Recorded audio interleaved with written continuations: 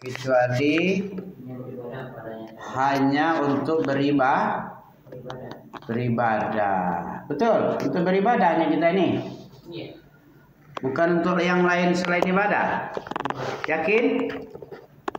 Dalilnya tadi apa? Surat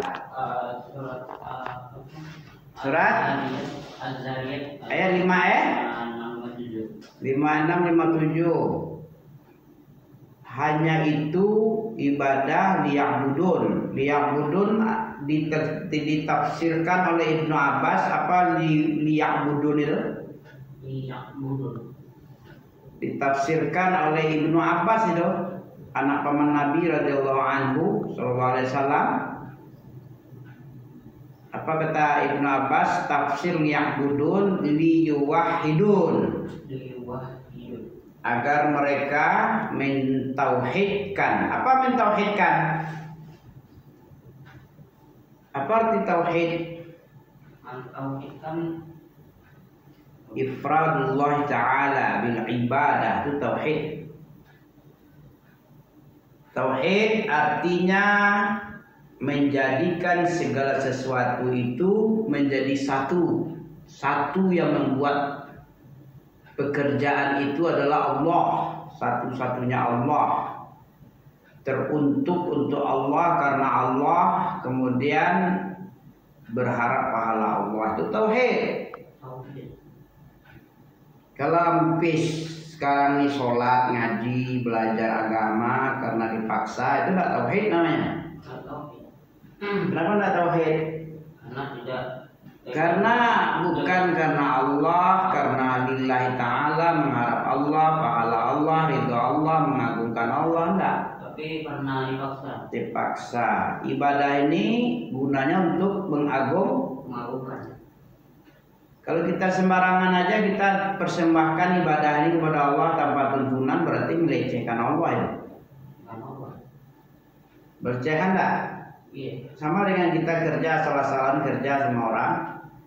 Pengagungan kepada orang itu atau pelecehan asal-asal itu? Pelecehan. Ibadah kayak gitu juga, tanpa ilmu itu melecehkan Allah itu. Asal-asalannya ibadah, Allah nggak suka dikerjakannya, Allah yang suka tidak dikerjakannya. Karena apa tadi? Karena kebodohan ilmu syariah. Makanya penting belajar al-ilmu qabla al-qawli wal amal, kata Imam Al-Bukhari rahimahullah, al-ilmu qabla al-qawl. Orang yang tidak berilmu berarti orang yang bisa terjatuh kepada kesalahan, kesesatan, kebid'ahan. Allah tidak pernah meminta makan, Dia yang beri makan. Allah tidak minta rezeki kepada kita. Jadi untuk apa kita kerja capek-capek? Siapa yang menyuruh kerja capek-capek? Hawa nafsu. Kalau Allah yang menyuruh apa? Ibadah. Mana dalilnya tadi itu ya? Yang kedua dalilnya Allah menyuruh apa? Mencari. Apa yang dicari, yang disuruh Allah untuk mencari apa? Mencari pahala. Pahala apa? Pahala akhirat. Nah, wa bataghi fi ma ataqallahu darul akhirah. Darul akhirah disuruh. Apa darul akhirah? Coba tengok surah apa itu? Al-Qasas. Ayat 77 tengok. Qasas itu surat yang ke-28 ya. Ya, Al-Qasas 28 enggak salah. 28 pada 9 Al-Qasas 28 ya, 29 Al-Ankabut ya. Iya. Ayat 77. Ya. Ayat 77 Allah menyuruh mencari akhirat. Allah memerintah ibadah dengan tauhid. Apa yang disuruh di situ? Dan carilah akhirat dengan apa yang telah Dia menerangkan Allah. Pahala akhirat disuruh mencari pahala kan? Disuruh mencari kebahagiaan akhirat, bukan kebahagiaan dunia. Kebahagiaan dunia ini sekedar apa aja disuruh Allah? Sekedar untuk apa aja, untuk Bagaimana kita menyikapi dunia ini menurut Allah, disuruh Allah?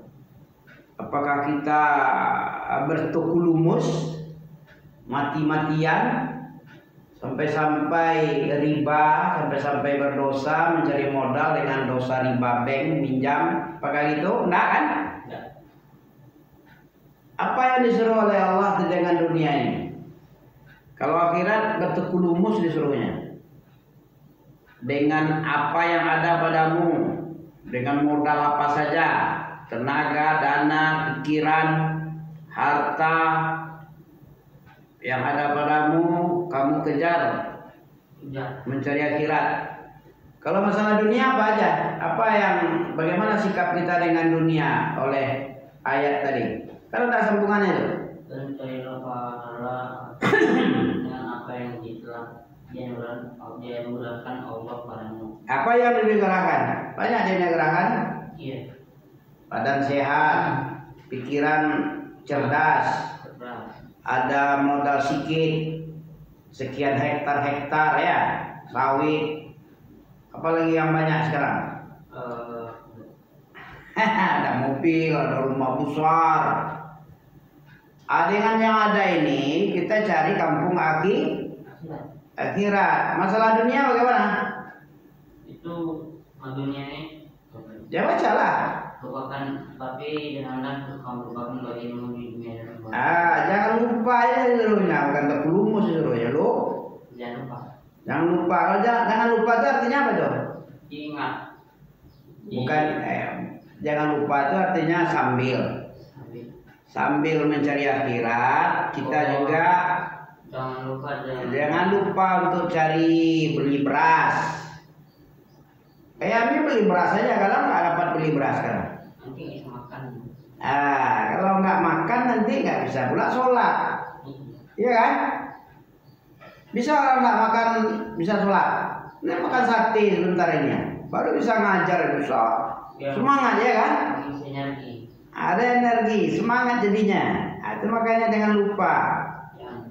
Tapi semua energi yang kita makan, yang kita cari dari dunia ini untuk akhirat juga semua. Wabtaghi, carilah. Wabtaghi itu carilah artinya. Ya, cari. Fima atakallah, pada apa yang Allah datangkan kepadamu. Apa itu akhirat? Allah akhirat itu akan datang. Dunia ini akan dunia ini akan nggak tahu dunia ini akan apa? Hancur. Akan pergi meninggalkan kita, hancur dia. Atau kita yang duluan pergi? Mana yang duluan? Dunia yang pergi duluan atau kita duluan pergi? Kita duluan pergi. Udah berapa banyak yang pergi nih? Dunia masih bagus juga. Ya, belum hancur dunia ini, kita yang hancur duluan. Jadi tanah, jadi makan cacing. Yang Islam sih kalau misalnya kena angin nyaman, kena angin diaman. Iya, udara sejuk membuat mati seluruh kaum muslimin supaya orang-orang yang beriman ini nggak ada lagi di dunia ini, mati semua. Karena ini ya, kiamat itu datang kepada sejelek-jeleknya makhluk. Tidak kenal dengan Allah lagi, nggak bisa menyebut Allah lagi. Kepada makhluk semacam itulah didatangkan kiamat. Adapun orang beriman, seluruhnya dibersihkan bumi ini dari orang beriman. Dikirim angin sejuk. Begitu dia menghirup angin, bernapas dengan angin sejuk, meninggal. Gitu. Disuruhnya kita mencari akhirat. Karena dunia inilah tempat untuk darul.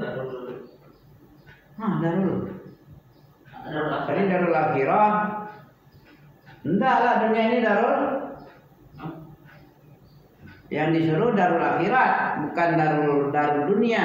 Darul akhirah, darul dunia ini apa ini? Nggak ada, dunia ini cuma untuk bekerja disuruhnya. Dunia ini darul amal. Amal itu kan kerja. Akhirat itu darul. Nggak tahu juga. Dunia darul akhirat. Darul akhirat itu darul Dunia.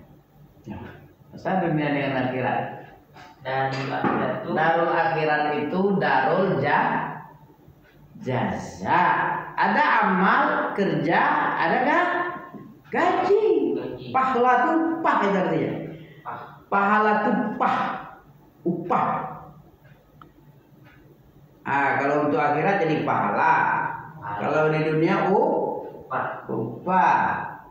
Apa nggak ada upah? Mana dalilnya bekerja itu upah?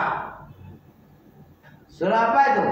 Setiap kerja apapun amal yang mengerjakan walaupun kecil akan kamu lihat, akan kamu dinampakkan balasannya kepadamu. Kamu lihat itu nanti balasannya. Surah apa itu? Ayo. Siapa yang beramal walaupun kecil, beramal kebaikan walaupun kecil, dia akan melihat kebaikan balasan. Siapapun yang beramal walaupun kecil, yang jelek, dia akan melihat hasil jeleknya. Surah apa itu? Fama ya'mal misqal khairan, itu upah itu. Yarah itu upah itu, dilihatnya. Fama ya'mal misqal dzarratin khairan yarah, wa man ya'mal misqal dzarratin syarran Zalzalah lama kali. Berarti nggak dikuasai ayat per ayat. Ayat apa aja pun bukan ayat mantap kali, bukan ayat payah suka kali, betul-betul rumit enggak. Ayat enteng-enteng. Bukan abal-abal ya, enteng-enteng gampang dihafal, sering-sering didengarnya itu. Makanya pakai arti lah biar paham. Apa artinya tadi? Siapa yang beramal berarti diupah kan? Ada balasan, ada amalan.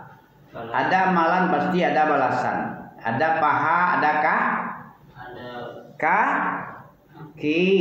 Ada paha, ada ada usaha, ada rezeki. Gitu. Tengok aja di dunia ini.